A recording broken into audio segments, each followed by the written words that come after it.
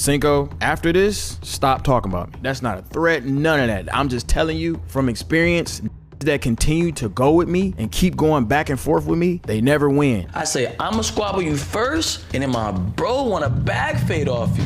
Yeah, like that's how that's how we do it. I done seen Cinco pull out guns for balloons popping, gang. Cinco is a real crash out. Y'all not listening. I done seen Cinco really put belt to ass on, really use these and really use these. Involving myself with you again, brother, energy-wise, I'm cool, gang. I'm on a whole nother level mentally, brother. I'm not even trying to associate myself with you in any way. Last time I said this situation escalated, but now we're having conversations about Crips being brought into this, people jumping people, and even tools being drawn, pew-pews being drawn on people. Yeah, this whole DDG, Jay Cinco, Capaholics situation has totally gone off the handle. The last time we took a peek into the Jay Cinco DDG situation, we saw Jay Cinco really giving his true, honest opinions about the friendship or lack thereof, one that was presenting itself in the Capaholics group, causing him to leave and, you know, disassociate with those guys. It's not a real group, bro. Like, that ain't real. Them ain't real. Like, and I'm not saying like speaking on as far as everybody individually.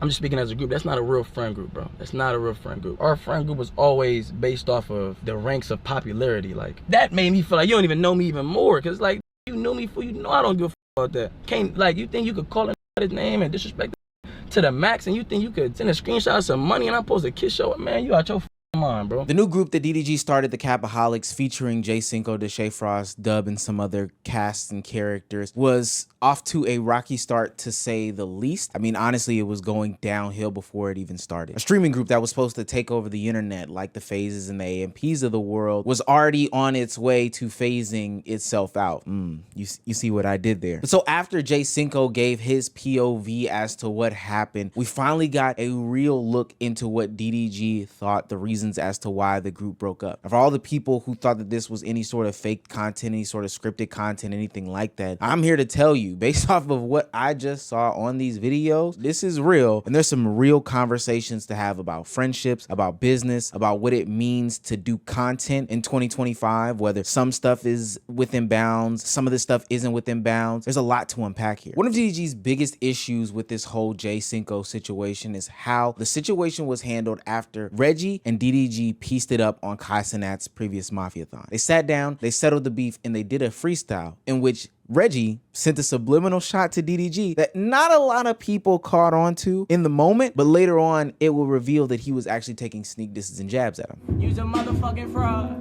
nigga mad cause he can't see his what? He can't see the shit that be shining in the sky. Think about it, huh? You can't see the shit that be shining in the sky with that. Hello. Now, it seemed like Reggie seemingly sneak dissed him in that situation, and a lot of people were in on it, but DDG did not react in the moment, which caused his friends to think that he was soft, think that he was some sort of bitch, which then made DDG crash out because he didn't take this very lightly. He actually took this very seriously, that they were antagonizing him and thinking that this was something to be made light of. First of all, the shit unprovoked. I didn't ask nobody to comment on what I'm doing on this damn stream, and they fucked my whole mojo up. I don't know if y'all noticed, but when I came back on the stream, I'm like, bro, these niggas just pissed me off. Fuck my whole, I couldn't even entertain like I wanted to, because I'm like, bro, y'all niggas is really nitpicking, bro. And y'all don't know what's going on when niggas ain't on the camera. Everybody answered the FaceTime call but Cinco, right? So since Cinco ain't answered, this nigga texting though. This shit public embarrassment. Then he said some shit. This is what he said. Can y'all read that?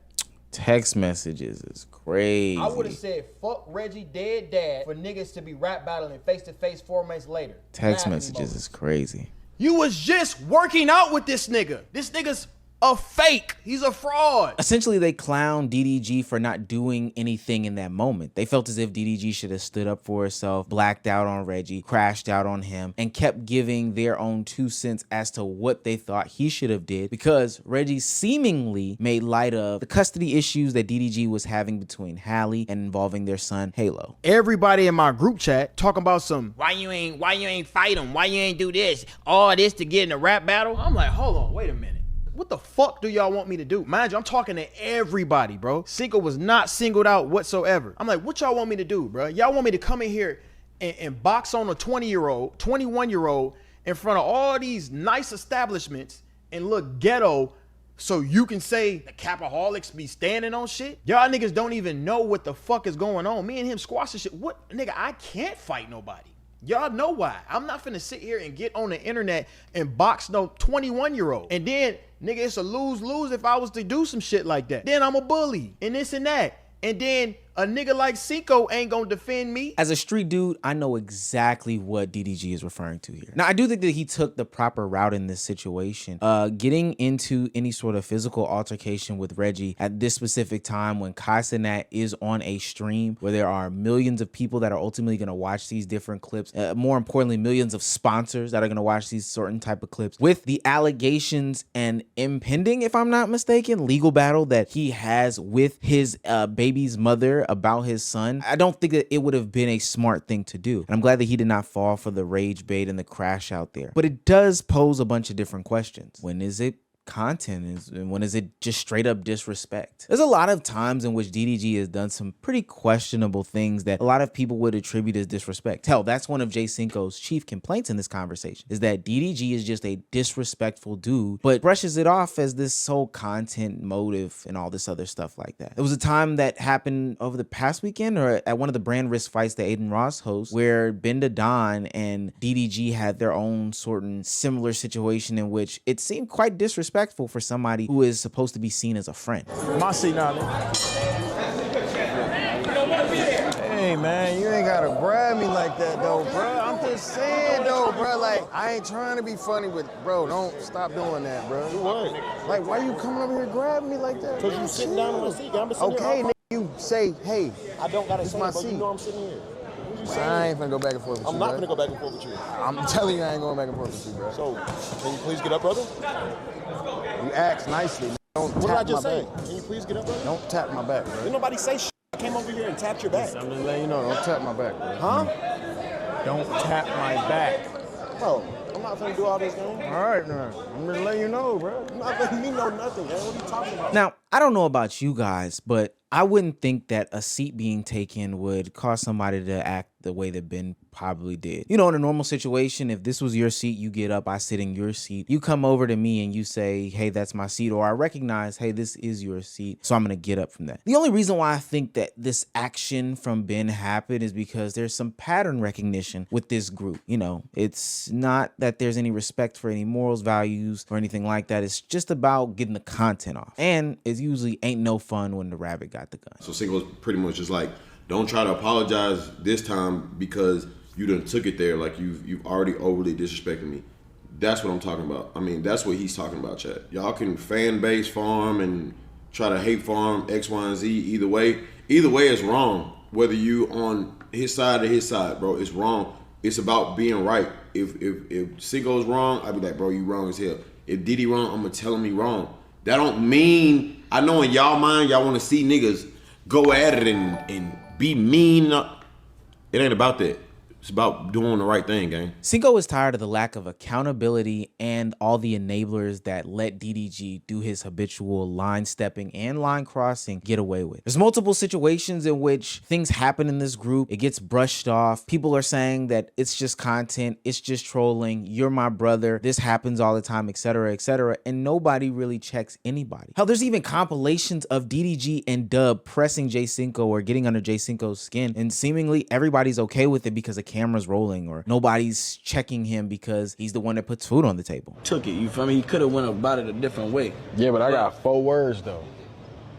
Who gives a fuck? I feel that. You still don't go on there talking about... No, 100. But that's what I'm saying. on that trash that music, nigga. No, 100. That's what I'm saying. Nigga went about it. Getting money, bro. You just went paddock on niggas. And you gonna go back to the Montclair? Nigga, I ain't working a long time. You said this about some I don't. The last time I was 5 months ago. When I'm Nigga, supposed to put it it is on? September in LA. It's It don't matter. 75 degrees when you wake up, nigga. You got Why a the hoodie. fuck? You got a hoodie on too. A hoodie, but you got a bubble vest. It's business. So you tell me y'all arguing about who dressed better for YB? He grabbed his ponytail and said, "Oh, I lost." How the fuck would I pull my ponytail and say, "Oh, I lost"?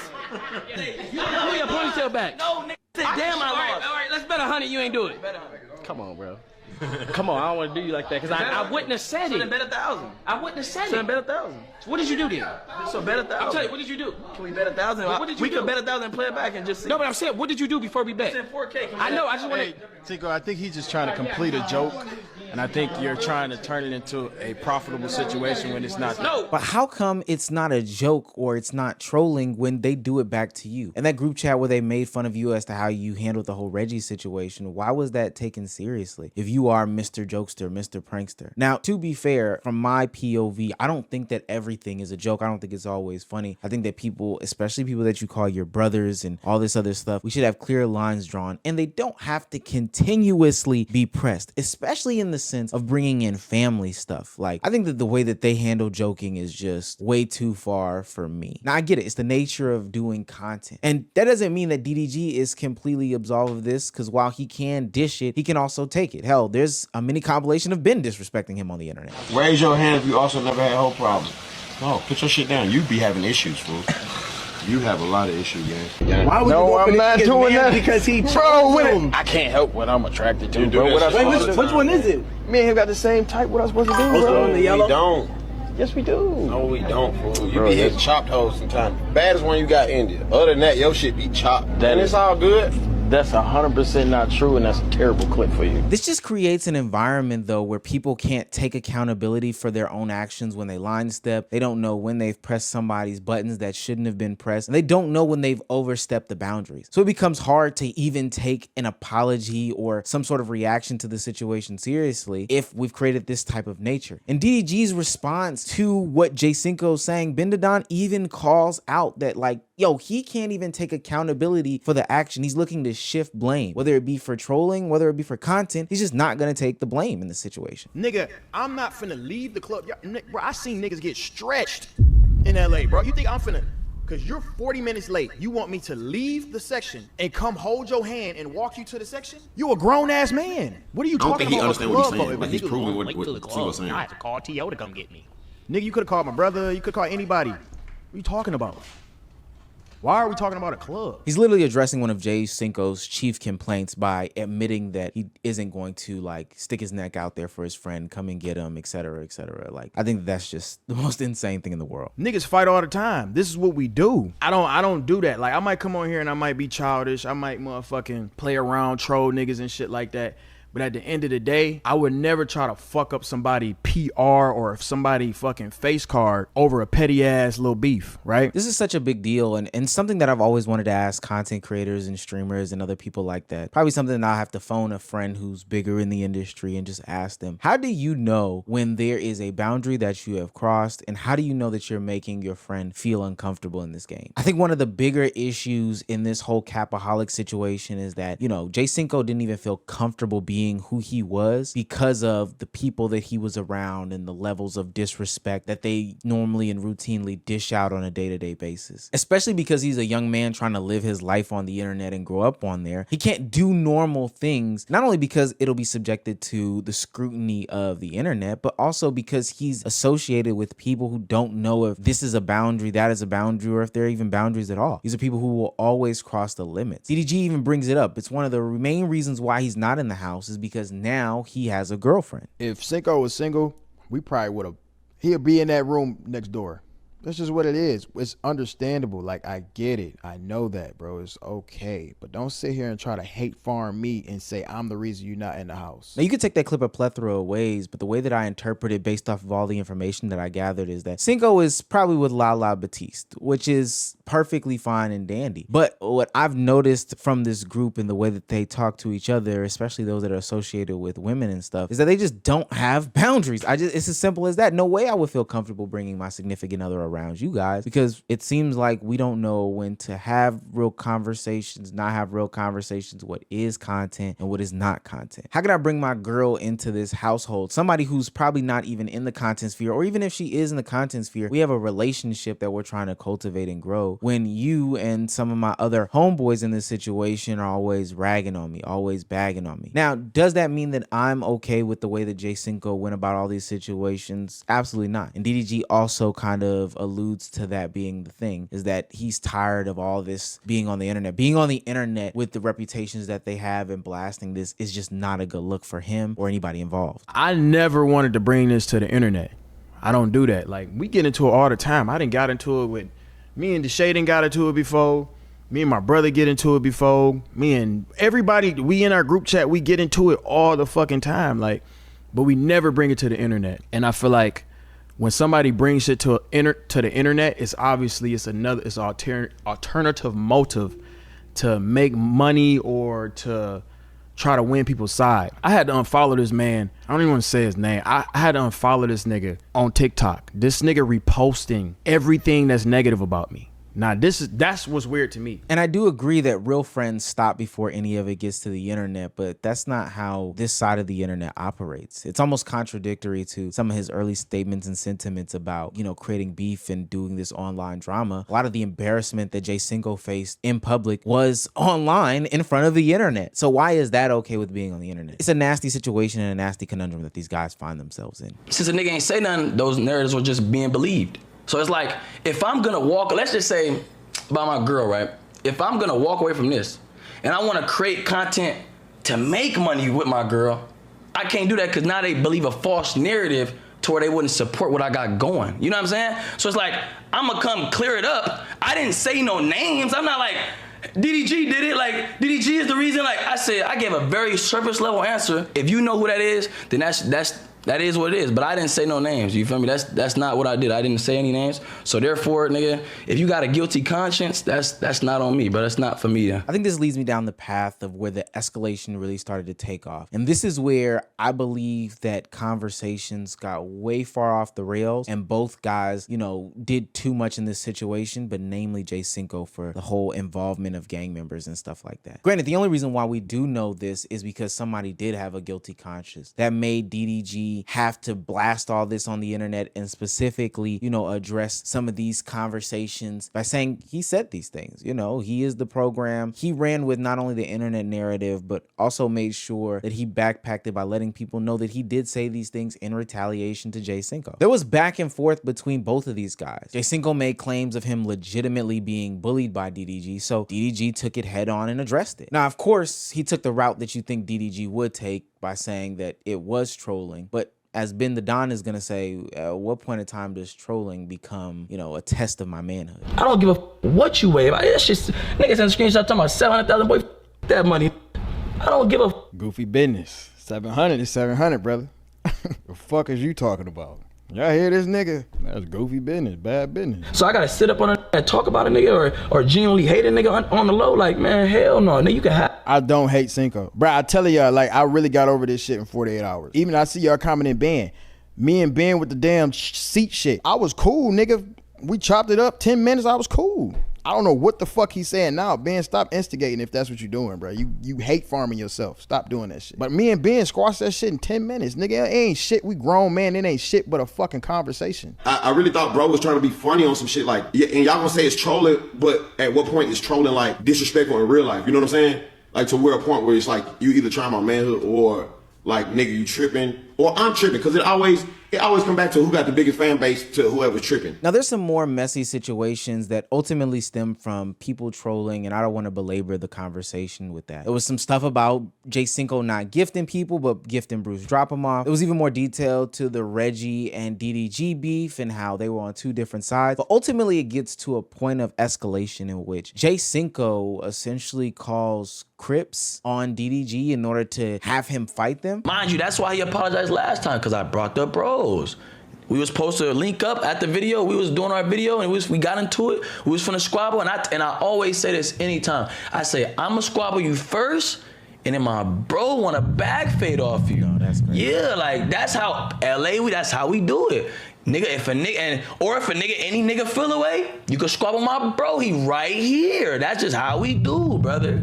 You feel me? You want to talk about Mr. Crip and Mr. this and all this Crip shit. So when I bring the Crips out, niggas, oh, it's not my man's this not my... Nah, it's a problem, gang. No. And this is where I am totally out on some of the things that Jay Cinco said. I don't think that there's any logical reason or explanation as to why you would bring your friends or your bros or whoever this, that, and the third to come and jump somebody. Now, what I will say is this is a bigger testament to the overall conversation about slapping these groups together who aren't really friends. This only validates my points in the videos that I made previously that these guys were never really friends. I would never think to invite my guys to jump you, because if anything, if we're real friends, I would be inviting you to jump you, my friend to jump my friend, and my other friends would stop me and say, I'm not about to jump this person that's a part of our friend group. That just doesn't even make any sense like that. I get it that you have totally different friend groups, but if people really viewed them as your friend and valued your friendship and all this stuff was real, then I don't think anybody would have even entertained a conversation like that, including yourself. That thought process would have never even crossed your mind. If I think that this friend that I have in friend group B is really a friend, I would never even think, even at our worst, that I would take friend group A to come and jump anybody in friend group B. That just doesn't sound like true friendships to me. All coast aside, different things that they do aside, I just don't agree with that. Jay Cinco does get into some conversations about feeling more secure and safe with his friends being around him, which again, different type of lifestyle I don't get. He does ultimately recede from the point of talking about jumping DDG. He says that he didn't want to do anything that he didn't regret, but also adding in the conversation about him not feeling safe. DDG raises a great point in his reaction that you were never in danger. This was all something that was drummed up in your head and escalated for no reason at this point, because you were with me every single day. You were with my family every single day and nobody did anything to you. Like you act like we just cool or something, brother. Stop like, trying to gangbang like, then if you don't want to off the dribble. I'm not never simple friendly phase, nigga. Stop trying to be a gangster then. Stop. You feel me? Be like, a streamer, if you don't want nigga. to scrap, bro, just tell bro, turn down the fade. Like, oh, you don't want to scrap, bro. Cool. But I want my niggas there. You feel me? I feel comfortable with these niggas here. You feel me? Because I don't trust certain niggas. You feel me? I don't trust niggas, gang.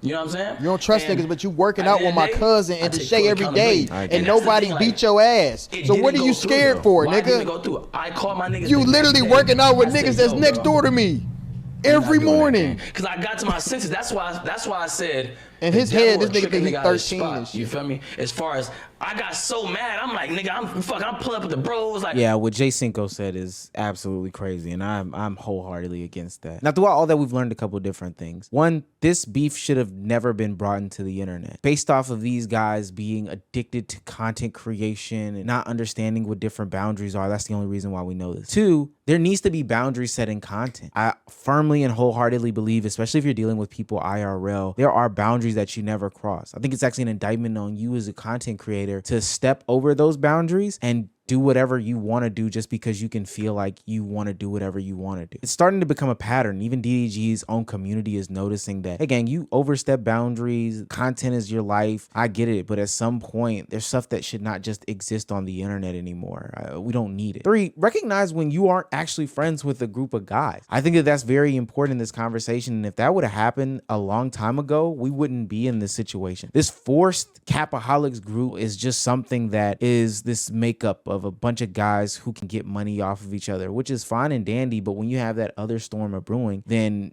it's not a recipe for success. It's honestly a recipe for disaster. I think what DDG and others have to learn and take away from this is that a lot of times people are not aligned with your views, your goals, your passions, your ambitions. And that's okay, but that doesn't make for the best storm of making group content with each other. And furthermore, those are people that you need to set specific boundaries for and come to an understanding that everything isn't content. Sure, maybe your brother gets that. You know, Dub has been around for a long time. Maybe your cousin gets that. A cousin's been around for a long time. And maybe you meet somebody who thinks that everything is content, like Deshae Freaky Frost. I think that stuff like that is okay to do that with, but other people have different morals and different boundaries and different ethics. Now, do I agree with all their morals and boundaries and ethics? No, I don't agree with taking it to the internet. I don't agree with anybody leaking any sort of private messages on any sort of platforms, and I damn sure don't agree with involving other people to jump you in any sort of way, shape, form, or fashion. That's totally out of pocket. But I think that a lot of people who are going into content creation can understand that this is probably a creation of streaming. Like, I know I always bring it back to that, but the over streaming era that we are in has created this situation where nothing is sacred, everything is content. And honestly, going into it with morals and boundaries probably isn't going to suit you well in the long run. But I don't know. I just create videos, cut them off, and then go live my real life.